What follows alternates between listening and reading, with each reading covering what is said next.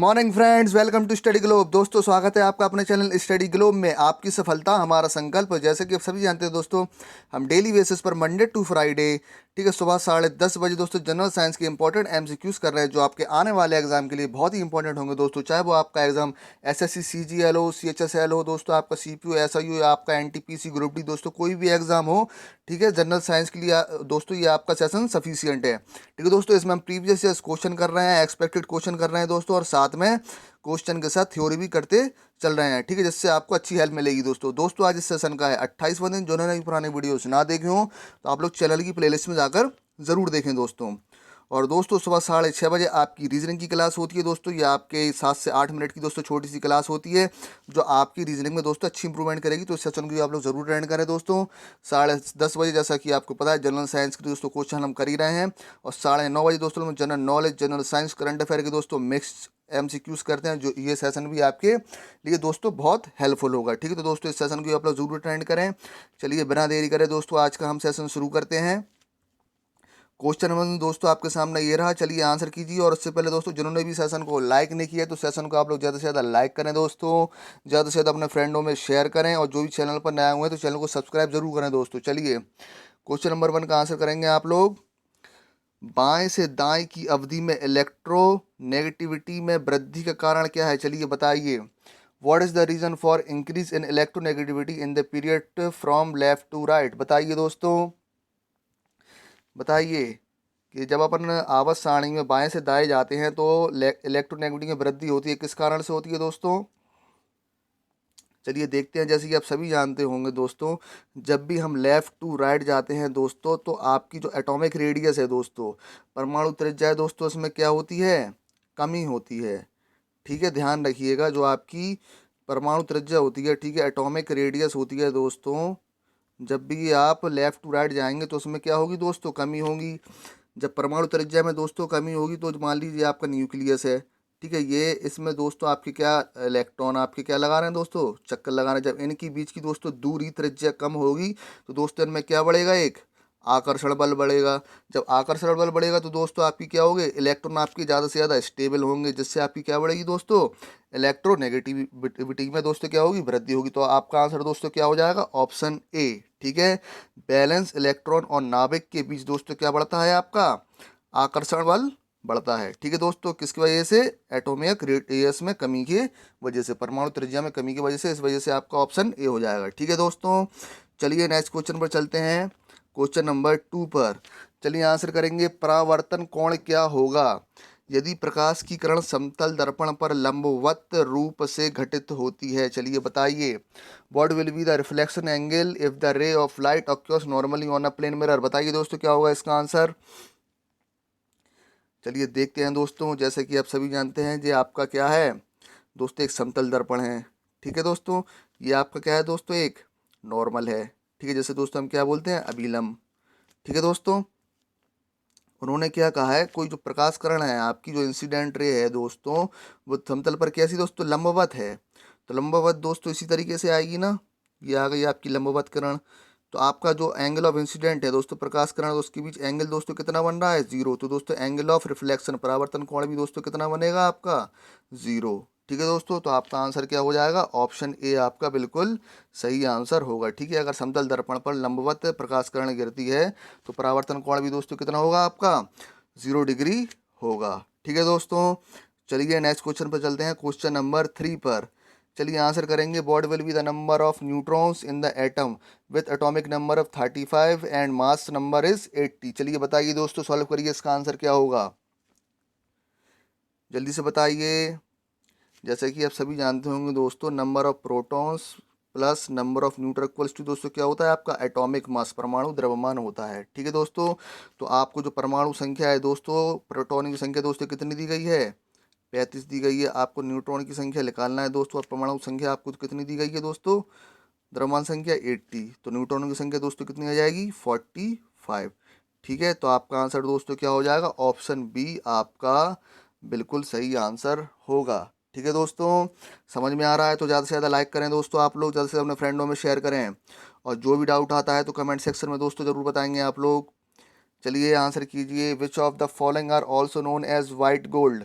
निम्नलिखित में से किसे सफ़ेद सोने के रूप में भी जाना जाता है? चलिए बताइए, किसे सफ़ेद सोने के रूप में दोस्तों जाना जाता है? इजी क्वेश्चन है दोस्तों, जल्दी से बताएंगे आप लोग, क्या होगा इसका आंसर?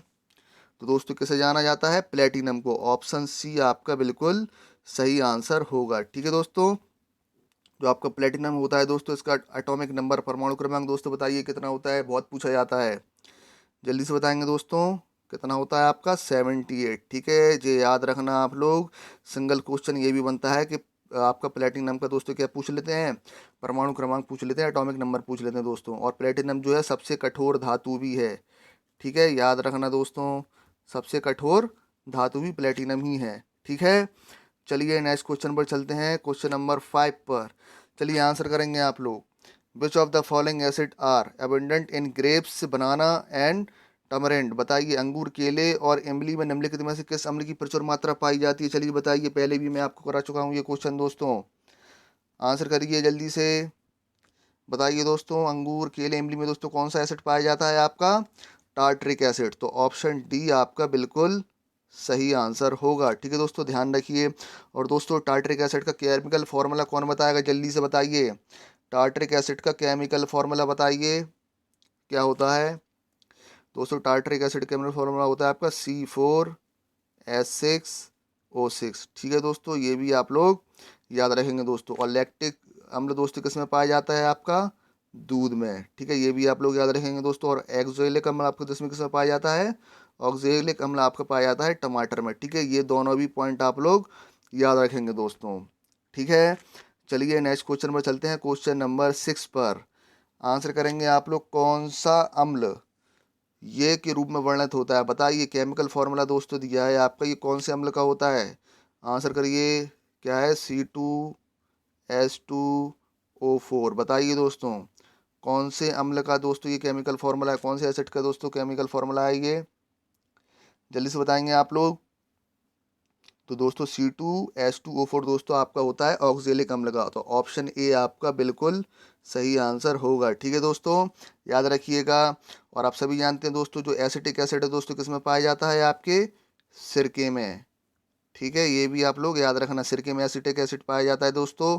और सिट्रिक एसिड दोस्तों आपको किस में पाया जाता है? खट्टे फलों में। ठीक है, तो ये भी आप लोग याद रखना, सिंगल सिंगल क्वेश्चन बनते हैं दोस्तों। आपसे पूछ लिया जाएगा खट्टे फलों में कौन सा एसिड पाया जाता है, तो आप आंसर कर सकते हैं सिट्रिक एसिड। ठीक है, तो हम एक क्वेश्चन से कई क्वेश्चन करते हुए चल रहे हैं, जिससे आपकी तैयारी और बेहतर हो दोस्तों। ठीक है, चलिए नेक्स्ट क्वेश्चन पर चलते हैं, क्वेश्चन नंबर 7 पर। चलिए क्वेश्चन नंबर 7 का आंसर करेंगे आप लोग। आवर्त सारणी में सिलिकॉन की आवर्त और वर्ग संख्या क्या होगी? बताइए, आंसर कीजिए। तो पहले तो आप सभी जानते होंगे, सिलिकॉन दोस्तों कौन से ब्लॉक में है? आपके डी ब्लॉक में है। ठीक दोस्तों, कौन से आपके ग्रुप में होता है दोस्तों सिलिकॉन? आपके 14 ग्रुप में होता है सिलिकॉन। और पीरियड दोस्तों आपका कौन सा होता है? थर्ड। ठीक है, थर्ड पीरियड में है दोस्तों। और आपका ग्रुप कौन सा है दोस्तों? 14। तो आपका आंसर हो जाएगा ऑप्शन डी आपका बिल्कुल सही आंसर हो जाएगा। ठीक है, सिलिकॉन दोस्तों एक उपधातु भी है, जैसे क्या बोलते हैं दोस्तों? मेटेलॉइड्स। ठीक है, जिसमें धातु धातु दोनों के गुण पाए जाते हैं, उसको बोलते हैं दोस्तों लोग मेटलॉइड्स उपधातु। ठीक है, चलिए नेक्स्ट क्वेश्चन पर चलते हैं दोस्तों, क्वेश्चन नंबर 8 पर। चलिए आंसर करेंगे आप लोग जल्दी से। मीथेन में मौजूद कार्बन परमाणु को हम क्या कह सकते हैं? आंसर दीजिए। What can we call the carbon atom present in methane? क्या होगा दोस्तों इसका आंसर? मीथेन में मौजूद कार्बन परमाणु को हम क्या कह सकते हैं? तो दोस्तों आप सभी जानते होंगे कि जो अपन एक कार्बन अगर, ठीक है, एक कार्बन से जुड़ा होगा तो दोस्तों हम उसे क्या बोलते हैं? प्राइमरी कार्बन एटम बोलते हैं। ठीक है, प्राथमिक कार्बन परमाणु बोलते हैं। अगर दोस्तों एक कार्बन आपके दो कार्बन से जुड़ा होगा, ठीक है, तो दोस्तों हम उसे क्या बोलते हैं? सेकेंडरी कार्बन एटम बोलते हैं। ठीक है, जब आपका एक कार्बन दोस्तों आपके इसी तरीके से तीन कार्बन से जुड़ा होगा तो दोस्तों उसे हम क्या बोलेंगे? तृतीय कार्बन परमाणु बोलेंगे। ठीक है, तो आप सभी जानते हैं दोस्तों, आपका मीथेन का केमिकल फॉर्मूला क्या होता है? CH4। यानी एक कार्बन से दोस्तों आपके कितने जोड़े होते हैं हाइड्रोजन? 4 हाइड्रोजन जोड़े होते हैं। ठीक है, तो इस कंडीशन में भी दोस्तों कार्बन ये सिंगल है, तो ये क्या होगा? आपका प्राथमिक कार्बन परमाणु होगा। ऑप्शन ए आपका बिल्कुल सही आंसर हो जाएगा। ठीक है दोस्तों, अगर आपसे पूछ लेते प्रोपेन, ठीक है। प्रोपेन का दोस्तों केमिकल फॉर्मूला क्या होता है, C3H6। ठीक है, तो बताइए ये कौन सा होता, बताइए कौन सा कार्बन परमाणु होता है दोस्तों। ये तो आप सभी जानते हैं दोस्तों, मैंने आपको अभी बताया था ना, जब एक कार्बन दोस्तों दो कार्बन से जुड़ा होता है, ठीक है, जो आपके दोस्तों इधर हाइड्रोजन ऐड हो जाएंगे तो वो क्या कहलाएगा दोस्तों, जब एक कार्बन दो कार्बन से दोस्तों ऐड होगा तो वो क्या कहलाएगा आपका सेकेंडरी कार्बन एटम कहलाएगा। ठीक है, द्वितीय कार्बन परमाणु कहलाएगा। ठीक है दोस्तों, तो याद रखिएगा आप लोग। ठीक है, चलिए नेक्स्ट क्वेश्चन पर चलते हैं, क्वेश्चन नंबर 9 पर। चलिए आंसर करेंगे आप लोग, परमाणु बम में ऊर्जा के लिए इनमें से कौन सी क्रिया जिम्मेदार है। चलिए बताइए, which of this process is responsible for the energy in a nuclear bomb. तो दोस्तों आप सभी जानते होंगे, इजी क्वेश्चन है दोस्तों। परमाणु बम दोस्तों किस पर आधारित है, आपके नाभिकीय विखंडन पर, न्यूक्लियर फ्यूजन पर। ऑप्शन ए आपका बिल्कुल सही आंसर होगा। ठीक है दोस्तों, इसमें होता क्या है, जो आपका न्यूक्लियाई होता है दोस्तों, इस पर न्यूट्रॉन की बमबारी की जाती है, तो ये अलग अलग प्रोडक्ट में दोस्तों टूट जाता है दोस्तों। इसी तरीके से ये अपना फिर अलग बनाएगा, ये अपना अलग बनाए, इस तरीके से दोस्तों ये रिएक्शन बढ़ती जाती है, जिसको क्या बोलते हैं दोस्तों, ये आपकी एक तरीके से अनकंट्रोल्ड चेन होती है। ठीक है, तो आपका परमाणु बम दोस्तों नाभिकीय विखंडन न्यूक्लियर फ्यूजन पर आधारित होता है। ठीक है दोस्तों, याद रखिएगा। ठीक है, चलिए नेक्स्ट क्वेश्चन पर चलते हैं दोस्तों, क्वेश्चन नंबर 10 पर। चलिए सॉल्व करेंगे दोस्तों आप लोग। हवा में ध्वनि की गति 340 मीटर पर सेकंड है, जबकि पानी में, ठीक है, 1440 मीटर पर सेकंड। यदि पानी में ध्वनि की तरंग दैर्घ्य आपकी 8.5 सेंटीमीटर, तो हवा में ध्वनि की तरंग दैर्घ्य क्या होगी। चलिए सॉल्व करेंगे आप लोग जल्दी से। क्या होगा दोस्तों इसका आंसर, सॉल्व कीजिए दोस्तों जल्दी से। जैसा कि आप सभी जानते हैं दोस्तों, जो आपकी स्पीड होती है दोस्तों, आपकी क्या होती है, फ्रिक्वेंसी इनटू वेवलेंथ। ठीक है, आवृत्ति गुणा तरंग दैर्घ्य के बराबर होती है। तो आप सभी जानते हैं दोस्तों, हर माध्यम में फ्रिक्वेंसी कैसी होती है आपकी, समान होती है। ठीक है, जिससे हम क्या निकाल सकते हैं दोस्तों, ठीक है, ध्वनि की स्पीड अपॉन ध्वनि की वेवलेंथ।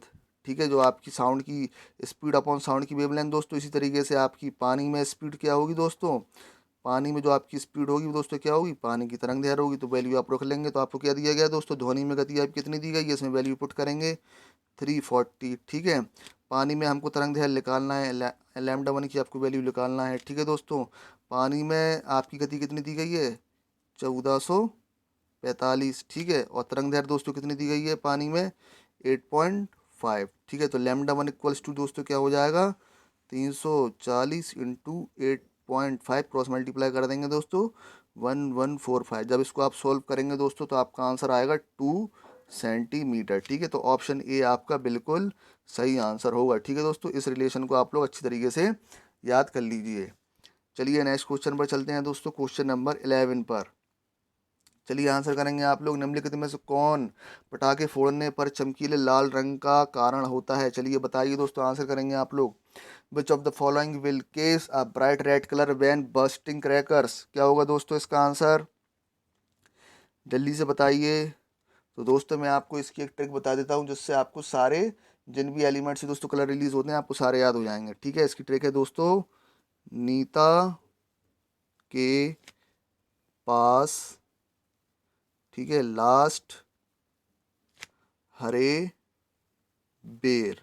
ठीक है दोस्तों, तो जब भी आपका नीला कलर निकलेगा दोस्तों, आपका नीला कलर अगर निकलता है तो दोस्तों किसके वजह से निकलेगा, आपके कॉपर तांबे के वजह से। ठीक है, ध्यान रखिएगा दोस्तों। ठीक है, जब भी आपका दोस्तों पीला कलर निकलेगा, ठीक है, तो दोस्तों किसके वजह से निकलेगा, आपके सोडियम की वजह से। ठीक है, और जब भी दोस्तों आपका लाल कलर निकलेगा तो दोस्तों आपका किसके वजह से निकलेगा, स्ट्रॉन्सियम की वजह से। ठीक है दोस्तों, अगर जब भी आपका हरा कलर निकलेगा तो दोस्तों आपका किसके वजह से निकलेगा, बेरियम की वजह से। ठीक है दोस्तों, तो आपको इस ट्रिक से सारे कलर याद हो जाएंगे। तो आपसे पूछा गया गया है लाल रंग, तो दोस्तों लाल किससे निकलता है, आपका स्ट्रॉन्सियम से। तो ऑप्शन ए आपका बिल्कुल सही आंसर हो जाएगा। ठीक है, अगर आपसे दोस्तों पीला पूछ लेता तो आप सोडियम टिक कर देते, अगर आपसे हरा पूछ लेता तो आप बेरियम टिक कर देते। ठीक है दोस्तों, चलिए उम्मीद है दोस्तों आप लोगों को समझ में आ रहा होगा। अगर ट्रिक आपको पसंद आई है तो सेशन को आप लोग ज़्यादा से ज़्यादा लाइक करें दोस्तों, और आगे इसी तरीके की ट्रिक से, ठीक है, आप जानकारी ले सकते हैं, तो मुझसे ज़रूर जुड़े रहें दोस्तों। ठीक है, सेशन को आप लोग ज़्यादा से ज़्यादा देखें और लाइक करें दोस्तों, शेयर करें। चलिए क्वेश्चन नंबर 12 पर चलते हैं। निम्न में से कौन सी द्वितीय बैटरी का एक उदाहरण है। चलिए बताइए, विच of the following is an example of a secondary battery. तो दोस्तों आप सभी जानते होंगे बैटरी दोस्तों आपके दो तरीके की होती है। एक तो दोस्तों ये आपकी प्राइमरी बैटरी होती है, एक आपकी सेकेंडरी बैटरी होती है। प्राइमरी बैटरी में दोस्तों क्या होता है, जैसे हम चार्ज नहीं कर सकते दोबारा, जैसे आप जो घड़ी में सेल वगैरह डालते हैं हम दोबारा चार्ज नहीं कर सकते, ठीक है। सेकेंडरी वाला आपकी क्या होती है, सेकेंडरी बैटरी जैसे हम दोस्तों क्या कर सकते हैं, दोबारा चार्ज करके यूज़ कर सकते हैं। तो आपसे यही पूछा गया है कि द्वितीय बैटरी का उदाहरण दोस्तों कौन सा है।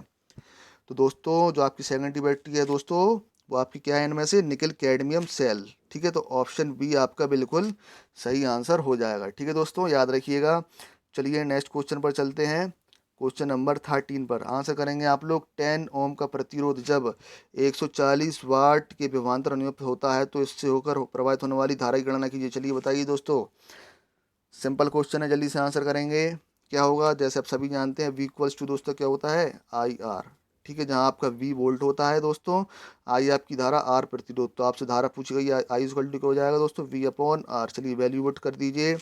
140 आपको वोल्ट दिया गया है, प्रतिरोध आपका 10 दिया गया है, तो दोस्तों आपका करंट कितना आ जाएगा, 14 एम्पियर, ठीक है। तो ऑप्शन बी आपका बिल्कुल सही आंसर हो जाएगा, ठीक है दोस्तों।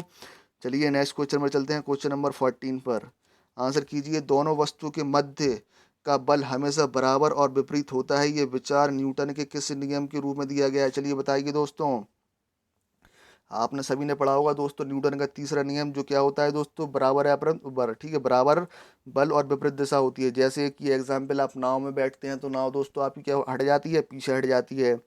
जब कोई भी फायर करता है तो दोस्तों उससे क्या होता है, थोड़ा पीछे की ओर धक्का महसूस होता है। कौन से न्यूटन के कारण दोस्तों, नियम के कारण, न्यूटन के तीसरे नियम के कारण, ठीक है। तो दोस्तों आपका आंसर क्या हो जाएगा, हम्म, ठीक है, गति का तीसरा नियम। तो जिसमें दोस्तों आपका न्यूटन कर लीजिएगा यहाँ पे, ठीक है, न्यूटन के तीसरे नियम के कारण। तो ऑप्शन डी आपका बिल्कुल सही आंसर हो जाएगा, ठीक है दोस्तों। चलिए नेक्स्ट क्वेश्चन पर चलते हैं। क्वेश्चन नंबर 15 पर चलिए बताइए, परमाणु के रदरफोर्ड मॉडल के बारे में निम्नलिखित में से कौन सा सही है। चलिए आंसर करिए। विच of the following is true about the Rutherford model of atoms. बताइए क्या होगा दोस्तों इसका आंसर। तो दोस्तों इसका आंसर क्या हो जाएगा आपका, ऑप्शन बी, ठीक है। ऑप्शन बी आपका बिल्कुल सही आंसर हो जाएगा। यह नाभिक के चारों ओर एक परमाणु की स्थिरता के बारे में नहीं बता सके थे दोस्तों, ठीक है। ध्यान रखिएगा, रदरफोर्ड नाभिक की स्टेबिलिटी के बारे में कुछ आपका स्पष्ट नहीं बता सके थे, ठीक है। तो ये आपका बिल्कुल सही स्टेटमेंट है दोस्तों। चलिए नेक्स्ट क्वेश्चन पर चलते हैं। क्वेश्चन नंबर 16 पर चलिए आंसर कीजिए। स्टेनलेस स्टील किस कारणवश जंगरोधी है। चलिए आंसर कीजिए।